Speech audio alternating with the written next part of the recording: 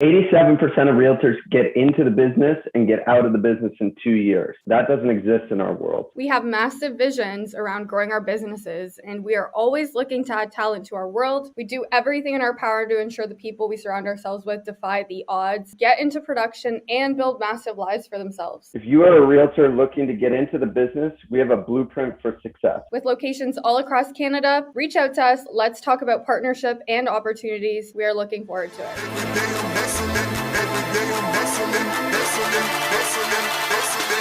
Welcome back to another Sales Beast episode. We're here for episode number 60, and joining us today is Liam Knoll from Team Jordan. Welcome, Liam. Hey, Anna. Thanks for having me on. I'm super excited about this. We're very excited as well. Why don't we just kick things off? Tell us a little bit about who you are, how long you've been in the business. You've got an amazing story. We want to share that.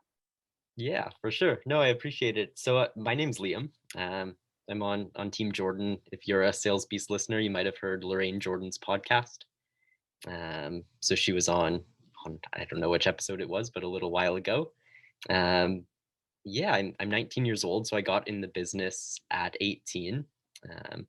I've always been entrepreneurial. I can remember all the way back to when I was really young, just running around the neighborhood, and I lived near a blueberry patch, so I would pick blueberries and sell them to neighbors. I think I had a few different plans going on where you could do like $5 a week and you'd get a bag of blueberries every week, or just individual buys too. So I kind of expanded getting into high school.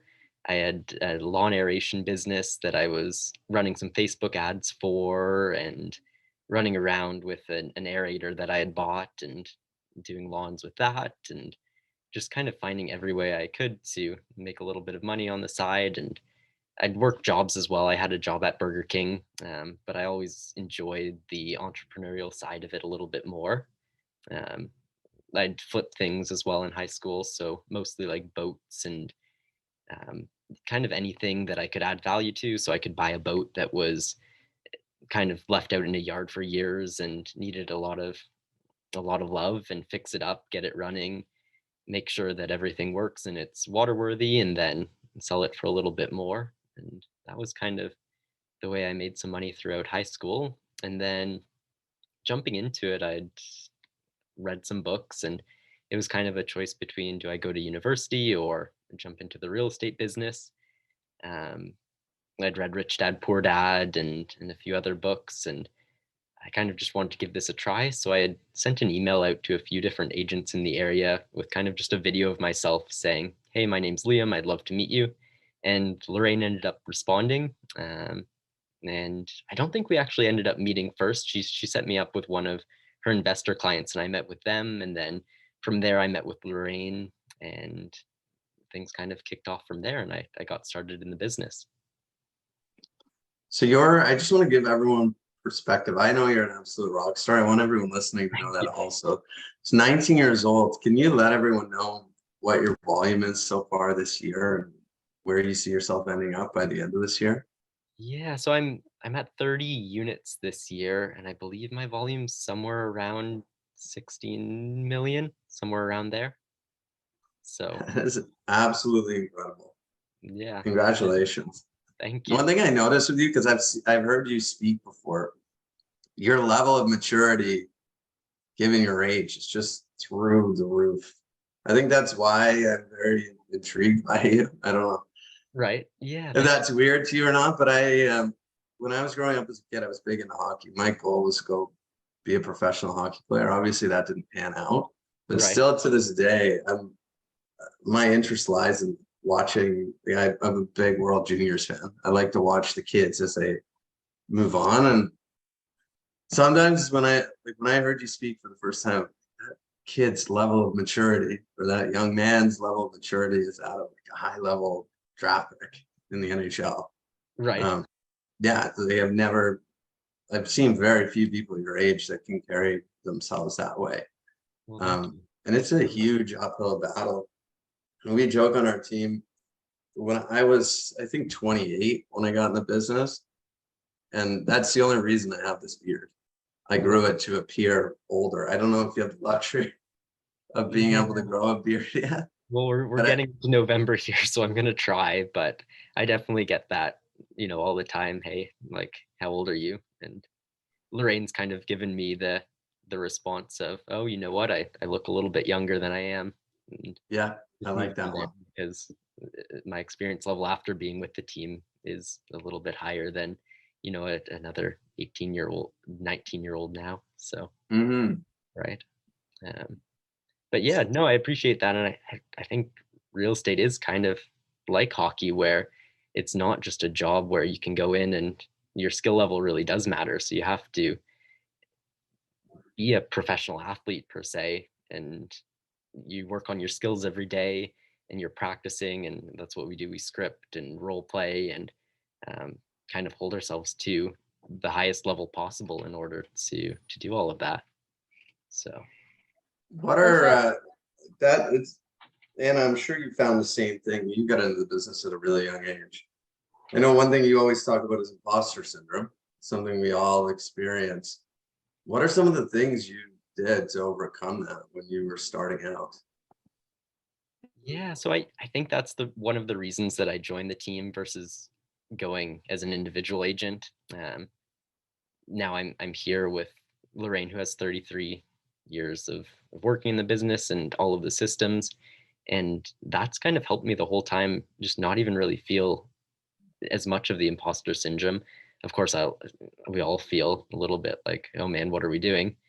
Um, but there's so many people to reach out to. So it's like if I had a question when I first got started, there were 5 people that I could give a call at any time of day that would have the answer for me and be more than willing to help out. Whereas if I just went on my own, I don't think that it would have been the same. And I definitely would have felt, I probably still would feel like I didn't really know what I'm doing. Um, so we have like a listing presentation and a buyer presentation laid out. And now I'm at a point where I truly feel like I'm delivering value to my clients. And it's like, okay, well, like I'm actually doing something here that I'm worth my money, right? So I think that's kind of how I overcame that. It was just learning off the start and making sure that I was as educated as possible. I like what you said around like systems, and without like saying this, but like piggybacking off of a team success is really one of the best benefits, is that you don't have to just like have the name and the brand behind it, but it's really like the systems that they've created to duplicate the results that now you can duplicate for your own business. Right? Yeah, that's it. Success leaves clues. Exactly. One thing I wanted to ask you, Liam, so obviously you've had an unconventional path and definitely one of the coolest ones I've heard. So going from like selling blueberries to having your own lawn aeration business to flipping boats and the like. So what do you think prompted kind of that entrepreneurial mindset from like the early stages of your life into today? Yeah, so I think I grew up in an era where YouTube was a big thing and books weren't as big, but I had read a few. So I'd read Rich Dad Poor Dad, which was a big mindset shift. I think that's a lot of this business, the mindset, right? And that kind of got me on track where it was like, well, if I have these bigger goals for my life, I'm not going to reach them down a conventional route. And if I go this way, then there's a lot more opportunity. So I read that book, and then there were a few people on YouTube like Stephan. I don't know if you've heard of him, but he got his real estate license as well. I think right out of high school or college, and now he's a big YouTube finance guy, but also still talks a lot about real estate. Um, and then I've always wanted to kind of build up a portfolio of rental properties. So I just closed on my first one September 29th. Yeah, but I thought this would be a really good way to jump into that. So I'm kind of learning the business and I know exactly how a real estate transaction works and I know what to look for a good deal. So kind of they work simultaneously together. That's huge. Congratulations on the investment property, by the way. Thank you. Yeah. Awesome. So now so is this going to be your second year of real estate, 2023? Yeah, so I was licensed. I started, I think, as soon as I could on my birthday on when I turned 18. Um, and then I was licensed sometime at the beginning of July 2021. So I'm just over a year now. a year and a few months. Awesome. Have you set some goals for 2023 around what you want to accomplish? Yeah, we were just working on that today, and I'm in Flip Space, which is kind of like a coaching program for Keller Williams. I'm thinking 2023, my goal is going to be 60 units, and I'd like to buy another 3 units of investment property. That's awesome. I'm confident you'll get it done. Yeah, of course. Based on your track record to date. For sure.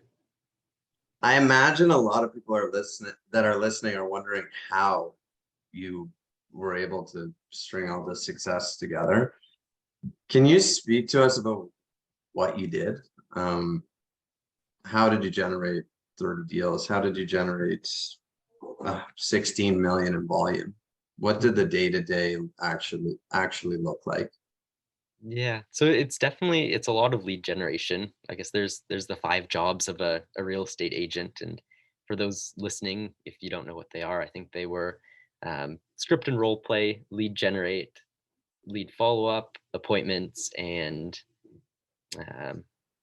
I guess the last one was negotiate contracts. So when I was first getting into the business, I didn't have contracts to negotiate. I didn't have appointments to go on. So it was all just script and role play. It was lead generate and then lead follow up.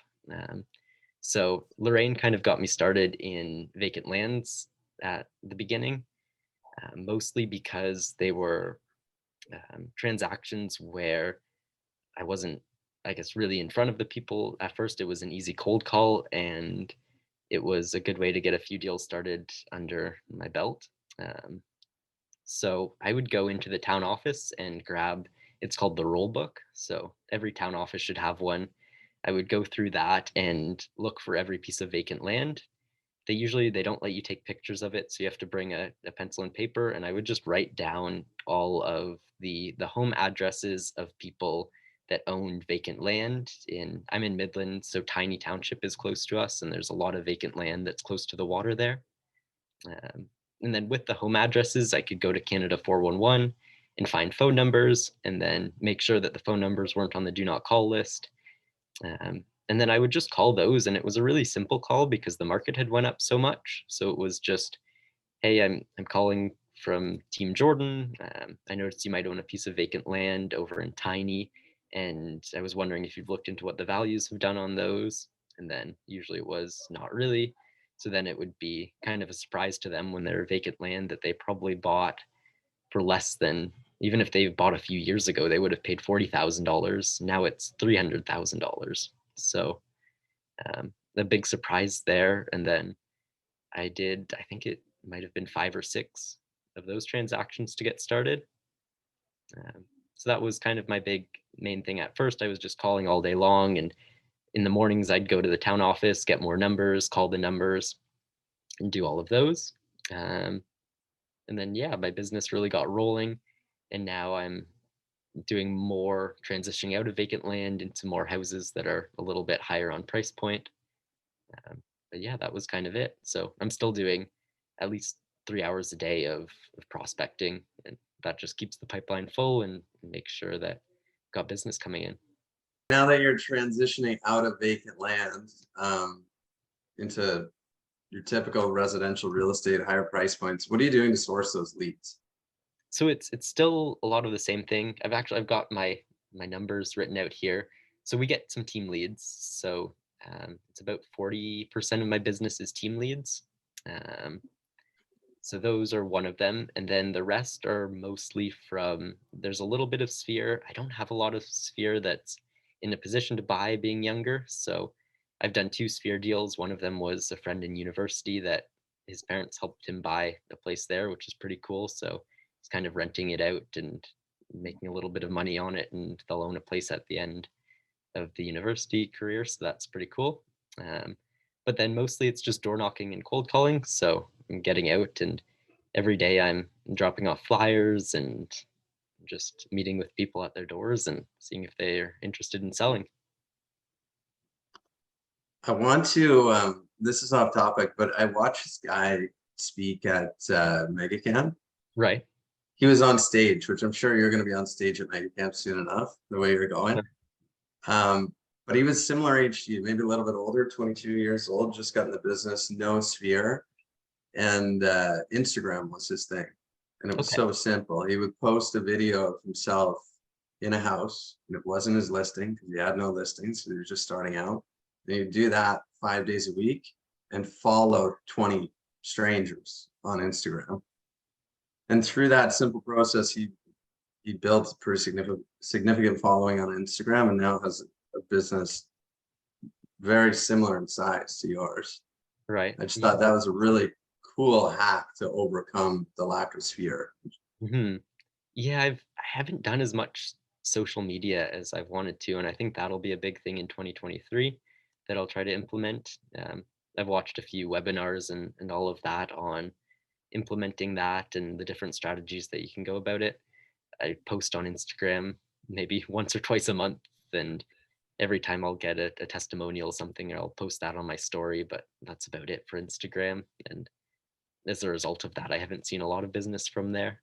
I'm sure it probably helps, when you knock on someone's door and then they search you up online, which I'm sure most of them do, but I haven't gotten any direct leads from social media yet. So yeah, that's definitely another big opportunity. Yeah, I think it's pretty, that bold law, change the way you look at things you look at change. Mm-hmm. A lot of people, I think they view being young as a disadvantage or a challenge that needs to be overcome. Yeah, for sure. But in many ways, when you're blessed with still being young and you carry yourself the way you do, a lot of people are going to want to see you succeed. It's very compelling to see a young person doing what you're doing. That's why I wanted to have you on for this conversation. I need to know how this guy's doing this. I want to see him succeed. I'm a fan. I think if you can leverage that and share what you're doing with social media, it could absolutely blow up. I think so, for sure. That's definitely something that I'll take on that'll be a 411 goal for the week ahead. But yeah, I totally agree with you. Like, I've had some clients that are like my biggest fan because I am young, and I have one investor he's done 3 deals now, and I think the reason that he originally gave me a chance was just because I was young and he saw a little bit of himself in me, and he saw the drive and my committedness to him.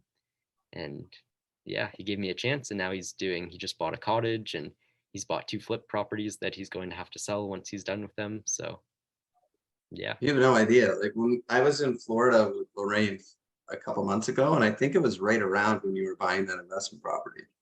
Right. And it was Liam's doing this, and I would hear you on the phone with her. Oh yeah, right. And like the whole group was cheering for you in the background. Awesome. Yeah. You're gonna find there are gonna be a ton of people that want to help you, and I commend you for reaching out to someone like Lorraine. Mm-hmm. For anyone that doesn't know, Liam works side by side with Lorraine Jordan. She's the largest person in Keller Williams Canada. The support is amazing. She's incredible. I absolutely love her. Now, what is that like, working with someone like that every single day? The team atmosphere it's huge. Like, I try to come into the office as much as I can just to be around other agents.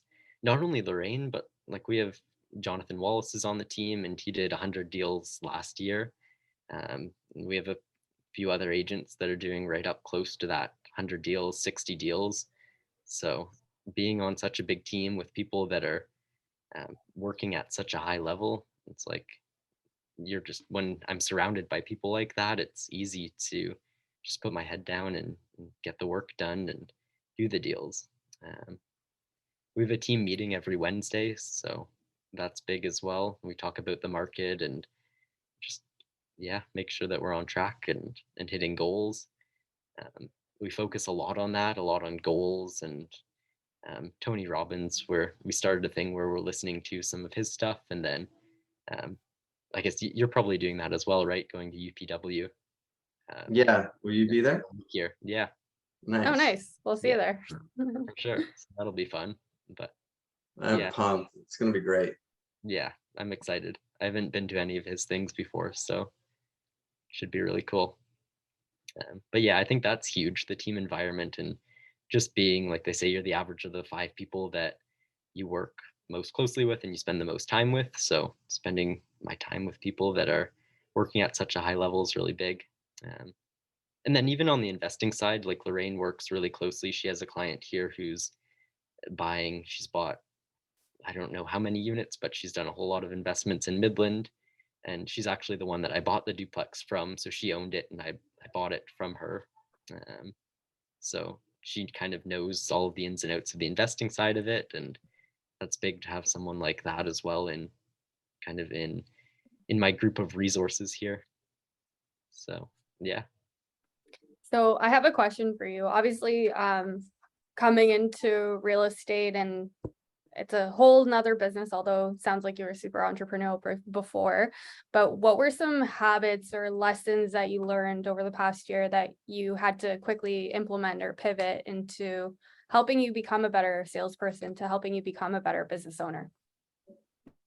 Yeah, I guess it's a lot about just kind of staying consistent at it, and even knowing that there'll be some slower months and then there'll be some really busy months. So some months I'll do one deal and it will feel pretty slow, and then there'll be other months that 6 deals come my way. So it's just staying consistent with the lead gen the whole time. I know, like when I was doing things like the aeration and the flipping, it was like consistently, there wouldn't be big gaps between one month and the next. It was, I'd have a few appointments every day, or I'd flip something once in a while, and it would be more consistent. Whereas now it's just, yeah, doing the work the whole time. And yeah, it's a lot more like working alongside people.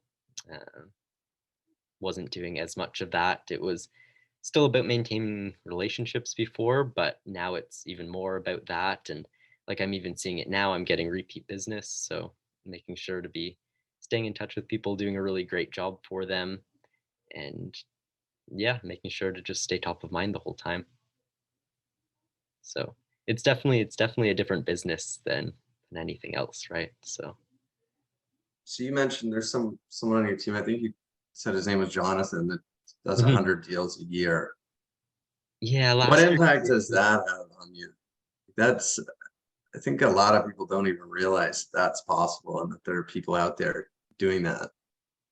Yeah, it's huge. And it's really interesting too, because you look at him and obviously he's got all of these real estate skills, but he's just a normal guy too. So if he can do it, why can't I? And then just go out and do it. Yeah, but it's super impactful to have people around like that who do such a high volume. I was at our team meeting at the brokerage a couple days ago, and they played this video, and it was talking about the guy that ran the first, I think it's 4-minute mile. So Right. no one had ever done it before.